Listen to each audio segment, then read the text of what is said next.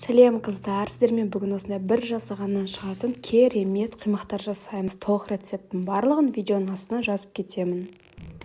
Каналға тіркеліп, ұнаса лайк басып, комментарий жасауды ұмытпаңыздар. Бұл рецептте продукттардың барлығы бөлме температурасында болу керек. Ең алдымен жұмыртқаны жарып аламыз. Бізге 4 дана жұмыртқа керек болады. Шай қасықтың кішкене жартысымен тұз саламыз. 4 ас қасық шекер саламыз. Егер тәттіні қатты ұнатпасаңыз, 3 қасық салсақ болады. Және 100 мг сұйық май, күнбағыс майын құямыз. Кейін бөлме температурасына тұрған сүтімізді құямыз. Сүтіміз қатты ыстық болмау керек. Ыстық болса жұмыртқамыз пісіп кетеді. Сол себептен сәл жылы болса болады. Барлығын құйып болғаннан кейін миксермен жақсылап араластырамыз.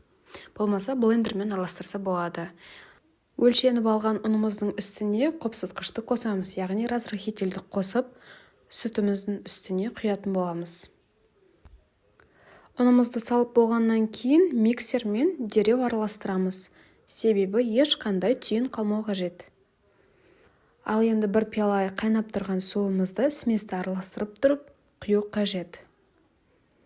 Міне біздің құймағымыз дайын болып қалды, енді тек пісіру ғана қалды. Алдын ала табамызды қыздырып, орта отта кішкене майлап жібереміз. Басында ғана майлап жібереміз, кейін майлаудың қажет жоқ. Ал егер де сіздің табағыңызда жабысып қала жатса, ара-арасында майлап тұрыңыздар, кәдімгі күнбағыс майымен. Осы видеода осы құймақты толықтай видеосын салатын боламын.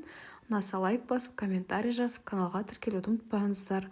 Осы рецепттен 25 дана құймақ шығады, яғни 25 дана блинчик шығады.